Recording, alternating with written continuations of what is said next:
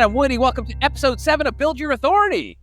Joe Pardavia. Good to be with you. Good to be with you, and we are back. And Adam, you know what's funny?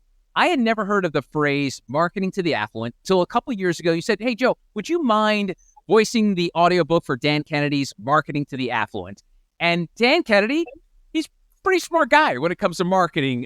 So before we get into this, but tell me about this idea of marketing to affluent and why Dan Kennedy thought it was so important for people to give them opportunities in entrepreneurship.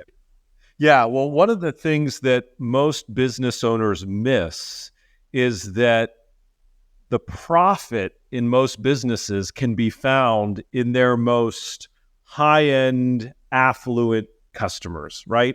And so in any industry that you're in, whether it's kitchen and bath products, which Greg Rohl is the expert on, whether it's publishing, which of course I'm an expert on, whether it's automobiles, right? Regardless of the industry, the majority of the profit that any business makes, it's going to be found in their highest spending, highest value customers. And so it's important that if you're trying to scale and grow a business, you understand the power that these affluent customers can bring to your business, not just in growing your business, but in achieving profit and profit goals. And one of the things that I love about marketing to the affluent, and Greg calls it authentic luxury marketing, which he's going to, of course, share with us what that really means and what the definition of that is that it ties in so well with authority marketing.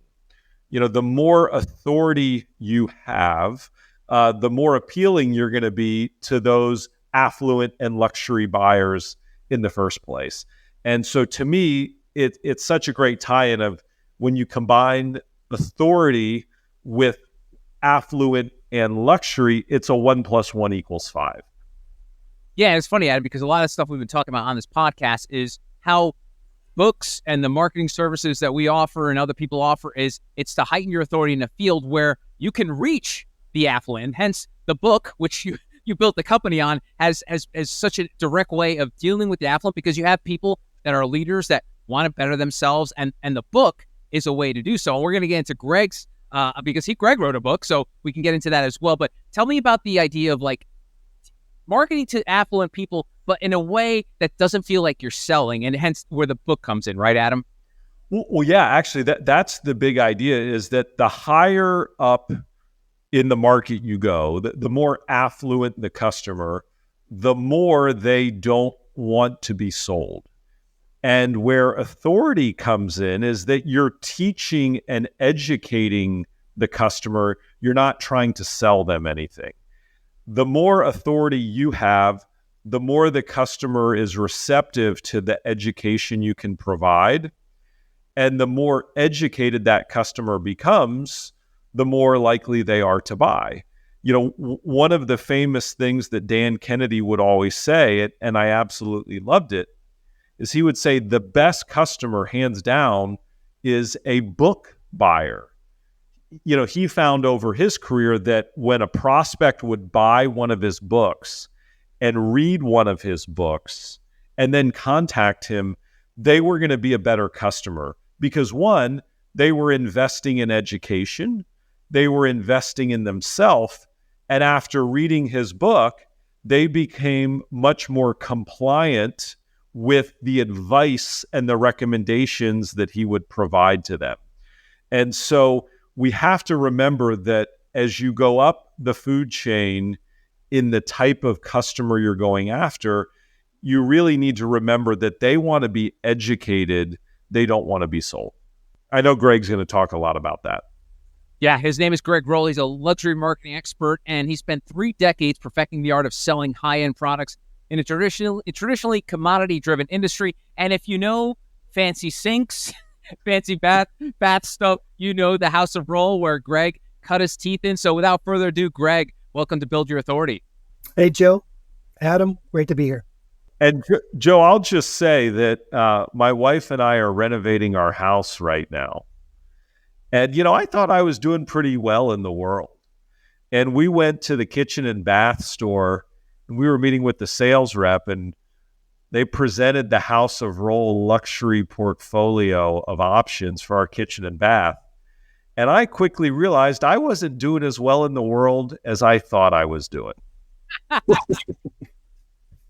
Well, Greg, that speaks volumes because Adam is doing pretty well in the world. So before we get into all of it, Greg, let's step back a little bit and talk about House of Rohl. Like Adam mentioned, luxury bath products. And someone has sold a company, Adam, for a lot of money when the release comes out and says that Rohl was acquired by Fortune Brands for an undisclosed amount. Adam, that equals a sick amount of money.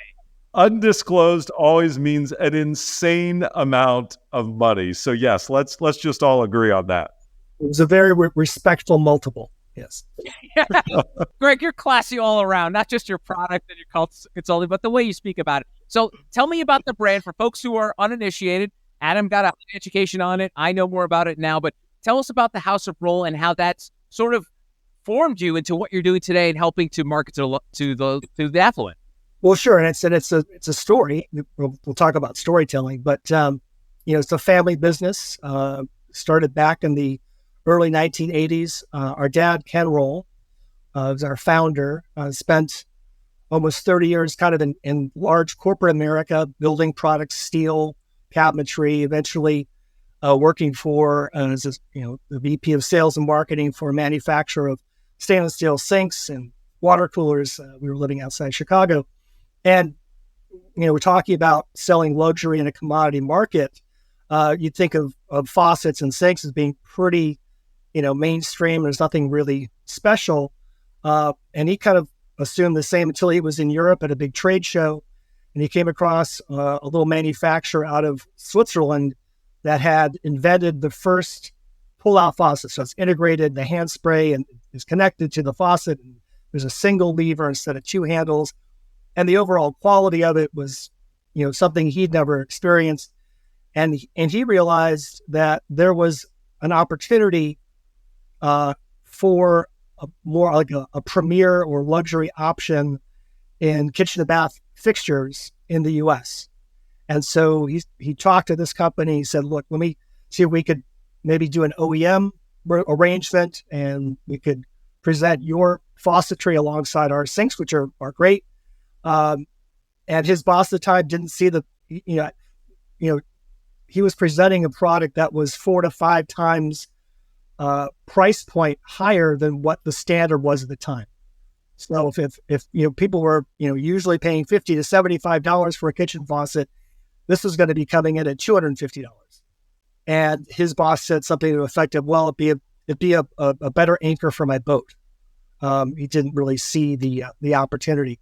So this is where, the title of our book, The Corporateur, comes from, was that after years kind of, educating himself and working in large organizations, he became an entrepreneur, as you say, kind of left the corner office for the extra bedroom, and the warehouse becomes the trunk of the car kind of situation.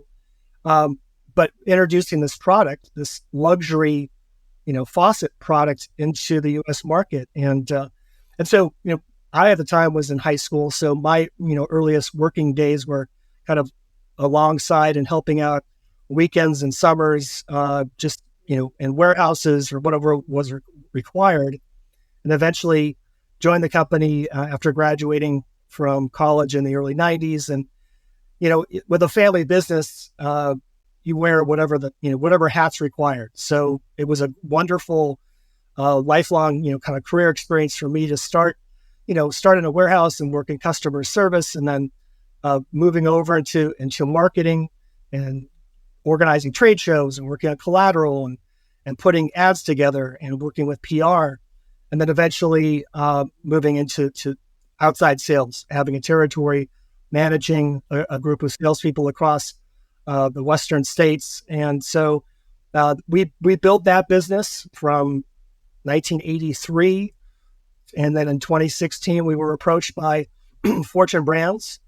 And at that point, my father was in his early 80s, and my brothers were approaching 60. So it was, starting to think about, maybe an exit would be a good idea at this point. And particularly handing off this brand, this company, and this range of products to an organization that understood it, and we had good alignment of values, and so that is now they've continued to grow, and House of Rohl is now an international brand and doing very, very well at our industry trade show this year. In fact, the booth was best in show, so we're very, very proud of that, and as now we're alumni, as we say, but it's great to see that luxury story and that product mix continues to grow and find a new audience. That's awesome. And so let's speak broadly here, Greg, because we want to connect, marketing to the affluent to building your authority. But how do you define affluent in the context of luxury marketing? What's your? So again, broadly speaking, we would talk about the luxury, the high end of the market is kind of the top 20%. And when we started, maybe we were looking at 10% market share was considered, would be available. And that, when, if you remember kind of things taking off in housing in the 90s and people were kind of refi rich and that was going on, that kind of luxury audience in our industry probably grew to upwards of 20%. And then, when things 2008, 2009, the recession contracted a bit, but pretty consistently, we're talking about, you can look at, the wealthy from a household income standpoint, maybe, again, broadly speaking, income level, 150,000 and above. We're talking about kind of the, more, let's say there's a high net worth and very high net worth and ultra high net worth audience out there. We would sort of intersect that with not just a demographic, but kind of a psychographic. So we're really looking to connect with a kind of a luxury lifestyle consumer.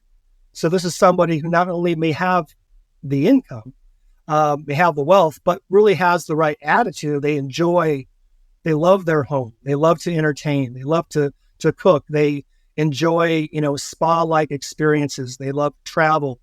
And that was the level that we were trying to communicate and connect, the value of our products with those kind of experiences, talk about experience marketing. So that wealthy, affluent consumer kind of customer that you're trying to focus on, again, it's not just about an income. It's not just about a demographic. It's about, what are their values, and are your products or services aligning with their values? Joe, I love that, because most people, when they think about marketing to the affluent or they think about luxury marketing, they think, well, do they have the ability to spend the money? And you've got to have the ability to spend the money, but you also have to have the desire to spend the money, because we all know people that are really, really wealthy that maybe shop for their clothes at Walmart or at Costco or Sam's Club because it's just not important to them. But they fly private. They don't fly commercial because that's important to them.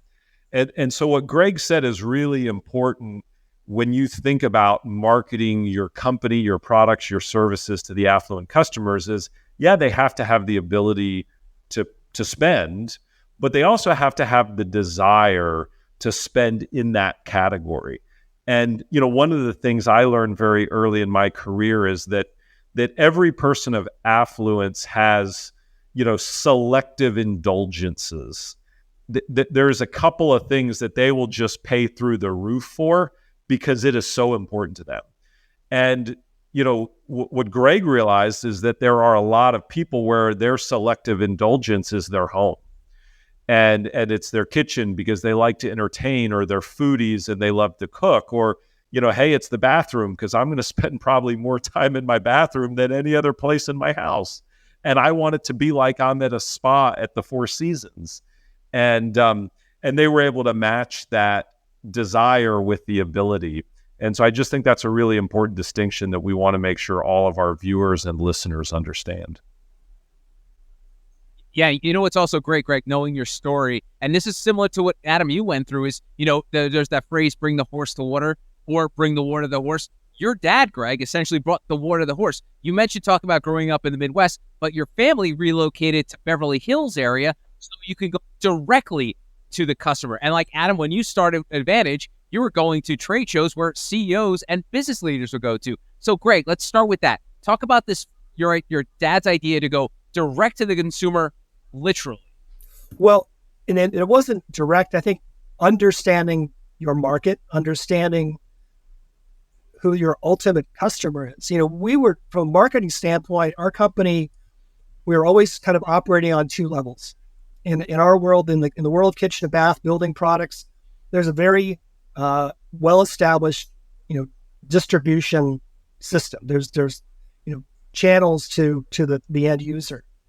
And there are trades involved, right? Plumbing, building trades. There are designers, particularly if you're talking about an affluent homeowner. If they're doing a project, they're probably working with an interior designer or a kitchen designer. And so, as you mentioned, Joe, we relocated. We realized that while we love our hometown of Chicago, when you try to introduce a product that's maybe 5 times what people are typically paying, it might be a little bit, you need to find, again, you could say, go, fish where the fish are, higher, or we would say a higher potential market, right? High performing, high potential. So we located to Southern California, and my father, through his experiences in the industry, he knew the players, he knew the kitchen and bath dealers, he knew the wholesalers. And so he had established his authority with them in his previous roles with other companies. They knew him, they trusted him. And so when he came to him with this sort of radical idea of a luxury pull-out kitchen faucet, they would listen, all right? And he had the opportunity. And he very, astutely realized that in that context, we talk about influencers now, influence marketing. The influencers to that high-end homeowner would be the specifier, so the designer, the kitchen designer. So he would load up the car with samples and drive up to Robertson Boulevard here in Los Angeles, where all the high-end retail, there's a lot of high-end retail, a lot of architectural showrooms along that route, and then slowly start placing this product in amongst showrooms that sold European cabinetry, which was coming in, which was high-end, very premium, or more European appliance products that were coming in. And that was where he sort of said this niche. Well, why not the European premium, plumbing fixtures to go along with that? So I think, you lean into the influencers because they're the ones who have the trust, right? They're the authorities with that homeowner. So, and they kind of introduce you. And then, of course, their authority, provides the glow to your product. And I think that we built that over time. So, when we talk about building a brand and building a market position, we started very, organically, and start with those influencers that have the ear of the homeowner, and grow that over time. And your brand value grows with that influencer audience, and then the showroom audience, and then the wholesaler audience. And eventually we were communicating, we were buying ads in Architectural Digest and other shelter magazines, speaking to that end user. But really, it was more about showing our distribution partners that, hey, we're trying to create a little pull through. We're investing on our own brand story and telling our product story to enhance. And that was, again, differentiate, that we were, a brand in the showroom with lots of other products, but they could look at our display and say, hey, that's one company that gets it. They're doing their best to create some energy around their brand and bring people in, or someone comes in, they recognize that brand. Oh, that's that. As I overheard a number of people say over the years, I'd be working in a showroom and someone would come through working with, a client, and they would look over at our display and go, ooh, that's the good stuff. So that's the response you want. And Joe, one thing that's really important is that when you are selling at the low end of the market, most of your customers are making a decision based on price, right? Maybe they're making their decision based on price, maybe availability, speed, like, oh yeah, we have it in our warehouse, we can have it at the job site tomorrow. But when you're selling things that are 5 to 10 times more expensive than peers, right? Or commoditized peers, and you tell your friends what you bought, you're going to either be a fool or you're going to be a genius.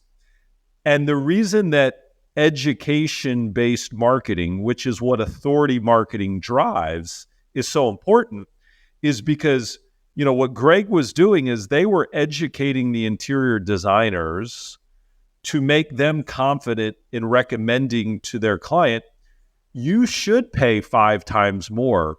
And by paying 5 times more, here's all of the extra stuff you're getting with this product, and it's going to make you a genius, not a fool, right?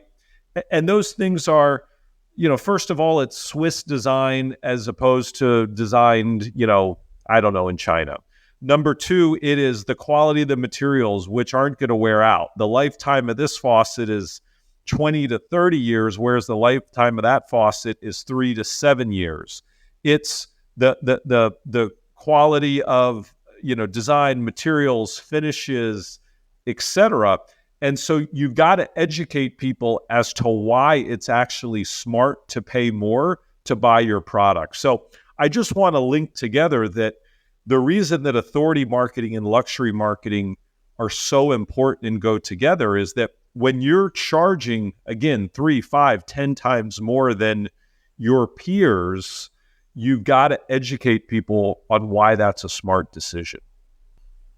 The understanding of that, again, is because it's what builds your authority. I mean, to me, I think of authority as trust. Right? You're a trusted expert. You're a trusted authority, whatever subject matter you're speaking to or business you're in, and that and trust is obviously built over time. But in communicating authority and communicating the value of a luxury option, I think there is something authoritative in really understanding the story behind it. The characteristics that Adam enumerated there, certainly, we ultimately created a definition of what we say is authentic luxury. When we started, introducing our products and one product line turned into 3, 4, 5 as we connected with other manufacturers throughout Western Europe. And we kind of, our brands started to rise. Some of the larger, let's say, commodity brands kind of looked over like, oh, what are they doing? Oh, we should get in on that. And so they started creating their own, sort of sister brands or a luxury brand that was sort of, coming out of the same, let's say supply chain, but they rebranded it, maybe some more interesting design, but essentially it was still that, what you would call a commodity. It was sort of commodity under the hood. And we realized in the early 90s that we needed to again, differentiate ourselves from just luxury. Because all of a sudden people were saying it's luxury, plumbing fixtures. And then we had to go a step further. So we started using the word authentic luxury. And again, so we wanted to own that concept. And so we worked really hard on defining that. And ultimately we came up with a definition of authentic luxury as being original design. So Adam mentioned, where is this product being designed? So it's an original, it's not a knockoff. Commitment to craft, right? Craftsmanship. And it's coming from a manufacturer that's really, committed to that. And it's part of their heritage and it's kind of, they care deeply about it. Place of origin. So provenance, where does this product come from? We love to tell the story about, hey, this product you're looking at, let's say this faucet, it has a Italian inspired design because it's designed in Italy by Italians and it's actually made in Italy. And so it has that balance. Or here's a collection from the UK, from England. And this design is kind of Edwardian inspired, right? And that's because the people who design it live outside London. They're surrounded by historic Edwardian buildings. So they understand that. And it's imbued in the design. And it's also manufactured in their factory in the Midlands or outside of London. So, and then even in the US, we've ultimately had a great partnership with a designer that drew on streamlined modernism. So a great era of American design. And we had an American manufacturing partner that was able to execute that. So that's just, again, why people, again, if they're going to spend 5 to 10 times what the average is, this is where they'll see the value. And because it becomes special. And then, when something's in your kitchen, you can do a lot of entertaining, and it's nothing in their hand, people who are proud of their home. And it's lovely to be, you're having a dinner party and someone goes, I love that. Who made that sink? We really introduced like the farmhouse sink design, which is kind of everywhere now. And we partnered with a manufacturer called Shaw's of Darwin. And this is a factory that goes back to the late 1800s, and making these fireclay sinks that take, a month to create. And initially they were like, well, if you want to put the Rohl name on it, that's fine. Like, no. We want that Shaw's original and a little diamond logo, because that's the story of authenticity. And it was interesting. It was amazing how that just connected with, the luxury homeowner, because people would, they might equivocate on some other things, but they wanted that Shaw's original sink, because when people entertained and they saw that logo, they knew the story behind it. They knew that was the real thing. And that means a lot to those people. Greg, I would love for you to share how the power of storytelling is so integral into authentic luxury marketing. You were indicating just a minute ago that obviously there's the quality of the materials, there's the origin of the manufacturing, there's the history of, we've been creating, clay sinks for the last 200 years, right, in this little factory and, some really cool, quaint village, 2.5 hours north of London, right? Like, all of these things like create this really compelling story that's just cool. And of course, at least mentally, it's like, okay, yeah, it's 5 times as much, but it's made in England, and it's made by hand with these artisan potters that this is all they've done their whole career. Okay, I can justify paying 5 times more for a sink. So talk about the power of storytelling, and also talk about kind of the power of psychology, how when you have that captivating story, psychologically, it says, okay, it's fine to pay more because I'm getting more. So it's really interesting in the last few years that people have really identified storytelling as being so important from a business standpoint. And I think when you're focused on that affluent customer or client, moving beyond just sales and really connecting to what we ultimately say is we wanted to align with their own story. Like we have a story of ourself, of of our life, what we care about, and we always said the stories we love to tell about our own products are great, but if they don't help tell that homeowner's own story, ultimately, it's not really that's not the point. We have to serve our customer's story, and that's where, again, aligning with, values, interests, emotions, and becoming, we were in the plumbing world. You think, again, a commodity, it's what you see at the home center. And, we ultimately realized kind of early on that we weren't competing with other plumbing companies. We were competing with how people can spend their money, right? So we're competing with the jewelry companies. We're competing with travel, cruise lines. We're competing with hotels, restaurants, and if we're competing then how are they telling their story, right? How are they communicating their value? So we really became kind of experts in the sort of the language of luxury, if you will. And that's and becoming, kind of a student of how other luxury brands communicated and created that relationship, created that emotional connection. So we would love to see how a car company, Mercedes-Benz, differentiates itself from, a Ford, or how a Tiffany's, creates this connection with their clientele, because their showrooms, you walk into the Tiffany store and it's an experience of discovery, right? We also highlighted, there's a French tableware company called Christofle, you might have heard of. And I remember hearing their CEO a few years back talk about how they were going to connect with the new millennial affluent, and that millennials apparently didn't care about things, they cared about experiences. So they very astutely realized that we need to talk about our products in terms of experiences. Our products elevate the experience of hosting a dinner party.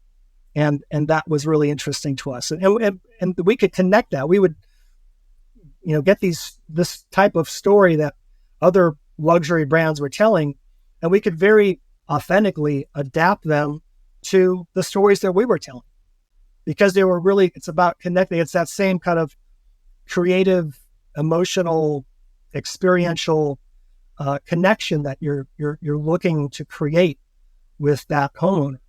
And I think over time, we got pretty good at it. And I think we started to understand, when you say storytelling is important, you kind of we would try to formalize it, because it's great if my brothers and my dad and I, we understood it.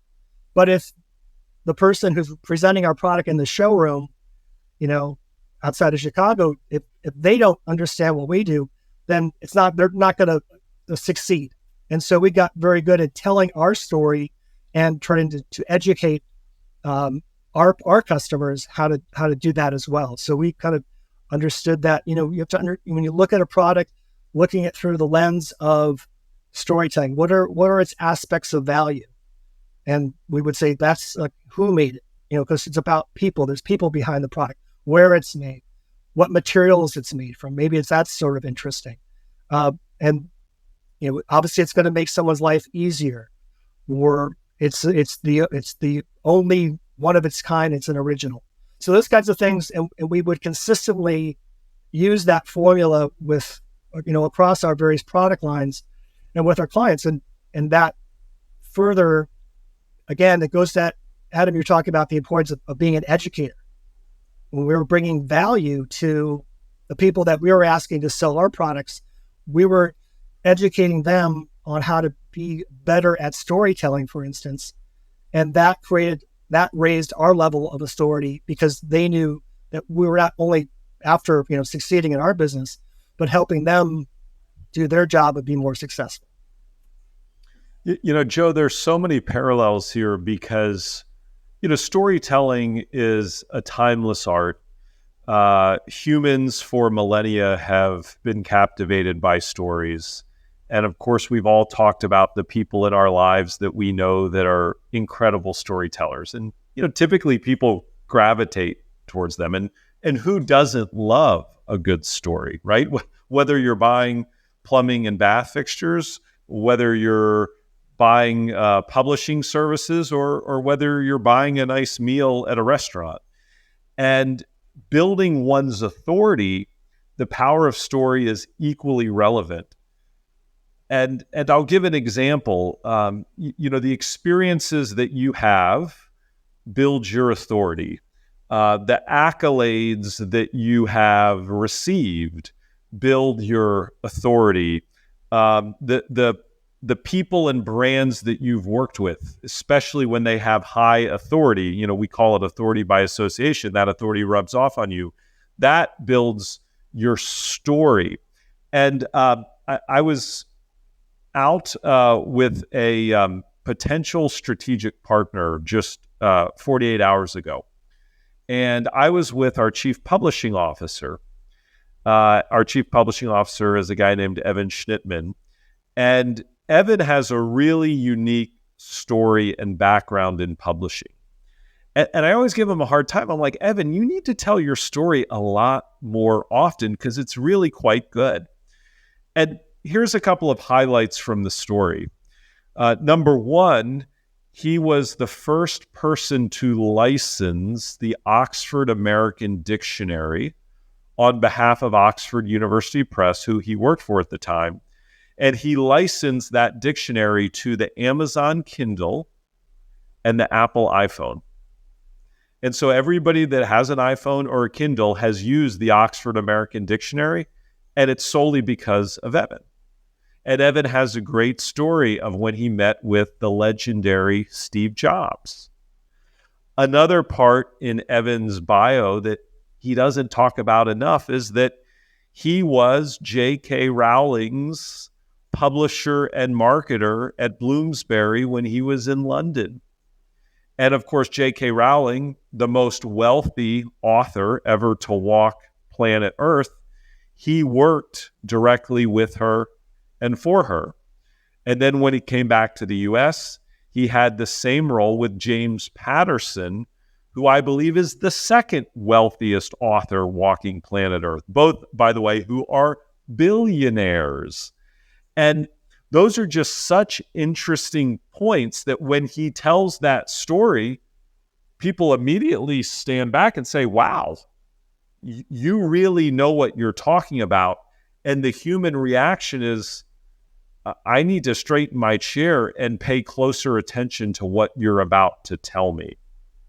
And so I share that story to say that part of building your authority is figuring out what are those unique stories that you have, and everybody has them, and how do we weave those stories into our biography to build our own authority. So again, authority marketing, luxury marketing, so many integrated parts, and storytelling crosses both in a profound way.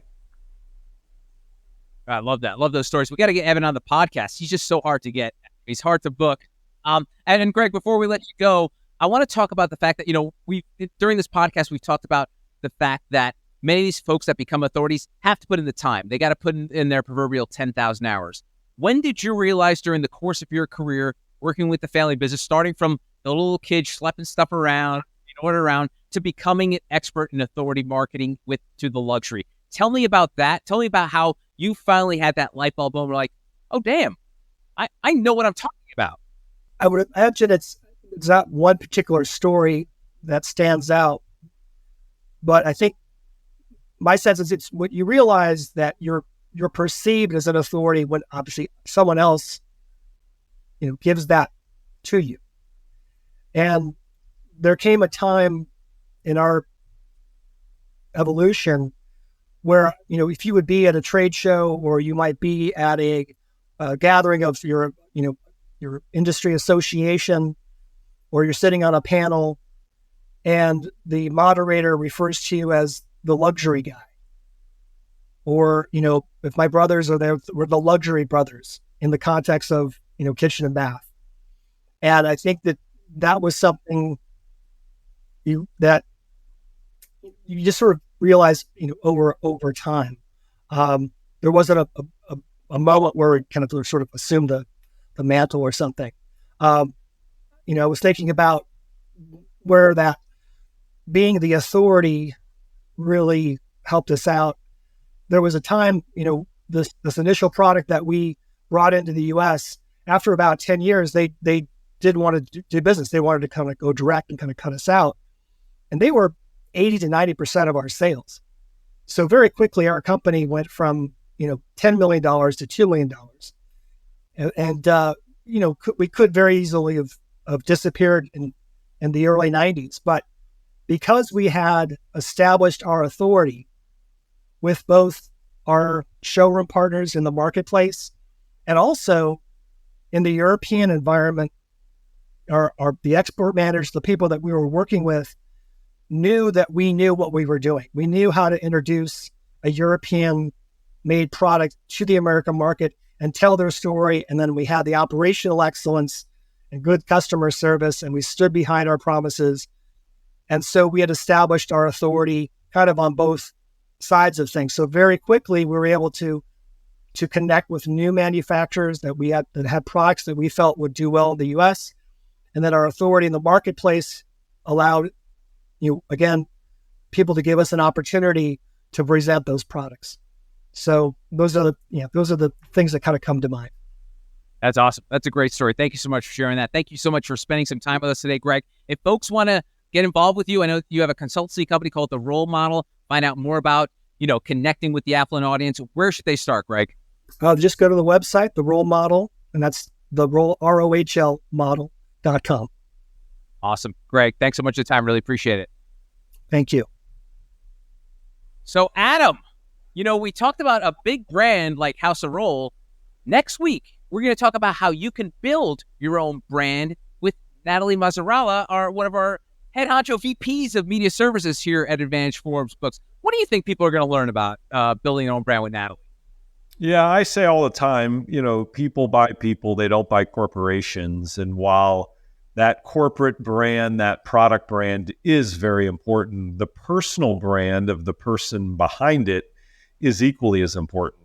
And most give credence to the logo and not to themselves. And we're going to fix that problem on our next episode, where we're going to have Natalie, who's truly an expert on this, really lay out not just the rationale, but the strategy and tactics that one can take to begin building their personal brand.